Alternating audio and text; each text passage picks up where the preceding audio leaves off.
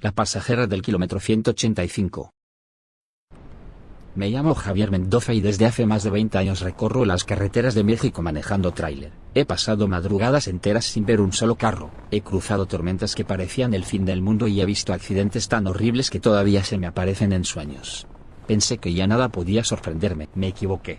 Lo que viví una madrugada del 2021, en la carretera 180 rumbo a Tuxpan, Veracruz, fue lo único que logró quebrarme de verdad. Hay noches en las que despierto empapado en sudor, con el olor todavía metido en la nariz. Ese olor a tierra mojada y a muerte. Era un viaje normal. Carga refrigerada de Tampico a Veracruz puerto.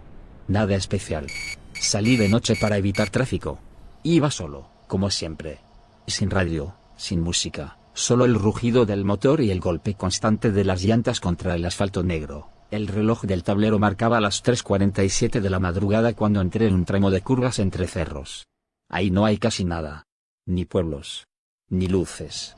Solo monte, árboles retorcidos y una neblina ligera que parecía flotar sobre la carretera. Al pasar el letrero oxidado del kilómetro 185, la vi, una mujer, de pie a un lado del camino. No estaba pidiendo ayuda. No levantaba la mano. No hacía señas. Simplemente estaba ahí, inmóvil, mirando directo hacia el tráiler.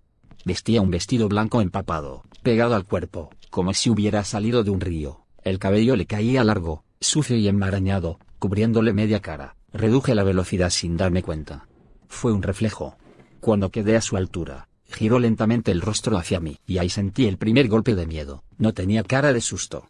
No tenía cara de cansancio. Tenía una expresión tranquila. Vacía. Como si ya supiera que yo iba a pasar por ahí. Como si llevara horas esperándome. Seguí de largo, pero algo dentro de mí se rompió. Un pensamiento que no era mío. Un impulso que no reconocí. Mis pies aflojaron, mis manos giraron el volante, y me detuve unos metros adelante. No quería hacerlo, pero lo hice. Metí reversa. Cuando volví a quedar frente a ella, ya no estaba en la orilla. Estaba más cerca del camino. Y entonces empezó a caminar hacia el tráiler. Sus pasos no sonaban. ¿Va para Tuxpan?, susurró. Su voz era tan baja que parecía venir desde dentro del tablero, no de su boca. Asentí sin saber por qué. No recuerdo haber decidido abrirle la puerta. Solo recuerdo escuchar el seguro levantarse y verla subir. Cuando se sentó, el aire cambió. Entró un frío antinatural, pesado, como si me hubiera metido a una cámara de refrigeración. La piel se me erizó. Empecé a ver mi propio aliento. Y el olor. No era perfume, no era sudor. Era tierra mojada, hojas podridas. Y algo más, algo dulce y asqueroso al mismo tiempo, como flores dejadas en una tumba. Arranqué sin decir una palabra. Durante más de 20 minutos nadie habló. Ella no se movía. No parpadeaba. No respiraba. Solo miraba fijamente el camino. Cada vez que volteaba de reojo, la veía exactamente igual. En la misma postura. En el mismo ángulo. Como si fuera un maniquí mal hecho. Entonces el frío se volvió insoportable. Sentí que me ardían los pulmones. Que algo estaba mal con el aire. Y cuando reuní valor para mirarla de frente, casi pierdo el control del tráiler. Su rostro ya no era un rostro. La piel se le había hundido, arrugada. Gris, como carne que pasó demasiado tiempo en el agua. Los labios se habían retraído, dejando ver dientes largos, manchados. Sus ojos eran completamente blancos, sin pupilas, sin vida, y su boca. Su boca era demasiado grande, se le abría más allá de lo posible, estirándose de mejilla a mejilla, como si alguien la hubiera rajado con un cuchillo. Estaba abierta en una mueca imposible, temblando, como si fuera a soltar un grito. Pero no salió ningún sonido. El tráiler empezó a fallar. El tablero se apagó. Las luces parpadearon. Pisé el freno. No respondió. Ella giró lentamente el cuerpo hacia mí. No movió las piernas. Se deslizó sobre el asiento. Centímetro a centímetro. Su cara cada vez más cerca. Podía ver hilos oscuros colgándole de la boca. Podía sentir su aliento helado entrando en mis pulmones. Grité. Grité pidiendo ayuda. Grité groserías. Grité rezos que no decía desde niño. Cerré los ojos con todas mis fuerzas esperando el golpe, el mordisco, lo que fuera. Pasaron 2 segundos, tal vez 10. Cuando los abrí, estaba solo. El asiento del copiloto estaba vacío. La cabina había vuelto a la normalidad. El motor sonaba. Las luces funcionaban. No había frío. Me orillé de golpe.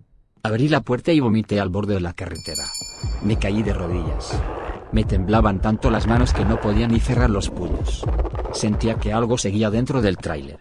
Aunque no pudiera verlo, llegué a Tuxpan casi de día. No dormí. No comí. Fui directo a una fonda donde siempre desayuno. Pedí café tras café. Cuando por fin me atreví a contar lo que me pasó, el lugar se quedó en silencio. Una señora mayor dejó caer la cuchara. ¿Kilómetro 185? Preguntó. Asentí. Se puso pálida. Ahí murió mi hermana. Hace más de 30 años. Iba con su esposo. El tráiler se salió en una curva y cayó a un barranco. Dicen que su cuerpo lo encontraron días después. Hinchado. Blanco. Con la boca abierta. Tragó saliva. Desde entonces, muchos traileros aseguran que una mujer se les sube ahí. Pero mi hermana no era así. Me miró a los ojos. Lo que ustedes ven no es ella. Es algo que se le pegó. Algo que aprendió a usar su forma. Algo que busca no viajar solo. Desde ese día, nunca más me detuve por nadie en carretera de noche. Y cuando paso por la 180, en ese tramo, fijo la mirada al frente. No miro a la orilla. No reviso los espejos, porque dicen que a veces no la ves subir. Dicen que a veces, cuando miras al copiloto, ya está sentada. Y la próxima vez, no se baja. No era un animal. Quiero que imagines que estás frente a mí, que es de noche, que no hay mucho ruido, y que te estoy contando esto porque, honestamente, guardármelo me pesa demasiado. Lo que voy a decirte es real. No es un creepypasta, no es una historia inventada para asustar. Me pasó a mí. Y aunque han pasado años, todavía hay noches en las que el recuerdo vuelve con un olor que no existe. Y me quita el sueño. Crecí en Utah, a casi una hora de Salt Lake City, en medio del campo. No campo bonito, sino campo real. Granjas, animales, tierra húmeda, cercas viejas, extensiones oscuras donde de noche no ves nada más que tu propia respiración. Me crié cazando, acampando, ayudando con animales. Sé reconocer sonidos. Sé cómo se mueve un perro, un coyote, un venado herido.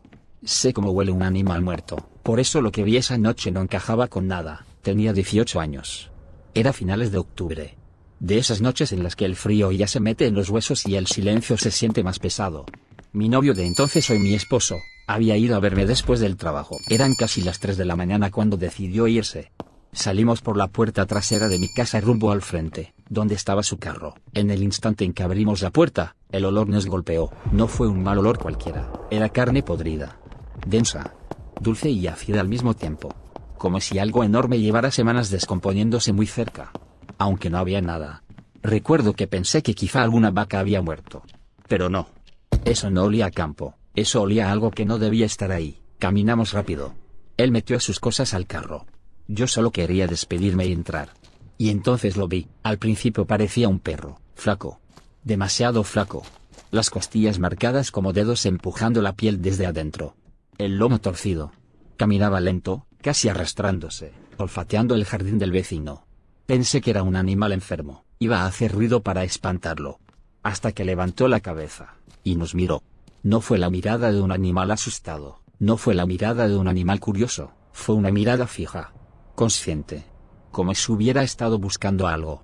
Y por fin lo hubiera encontrado. Sentí un frío instantáneo subir desde los pies hasta la nuca. El tipo de miedo que no se piensa, se activa. Entonces pasó algo que todavía me cuesta poner en palabras. Ese perro se irguió, no saltó.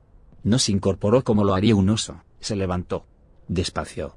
Sobre 2 patas. Su cuerpo se estiró de una forma que no era natural. Demasiado alto. Demasiado delgado. Las extremidades colgaban torcidas, como si no supiera bien cómo usarlas.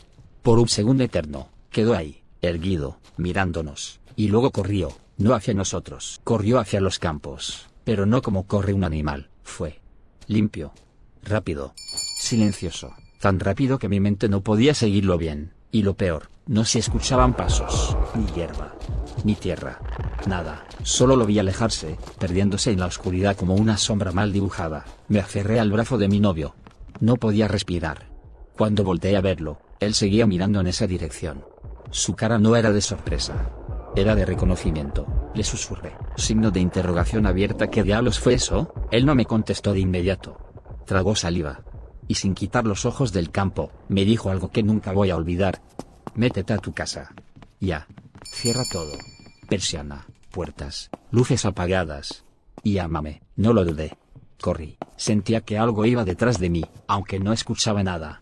Cerré la puerta, pasé el seguro, corrí por las escaleras, apagué luces, me metí a mi cuarto y bajé la persiana con las manos temblando. Cuando miré por la ventana, su carro ya no estaba.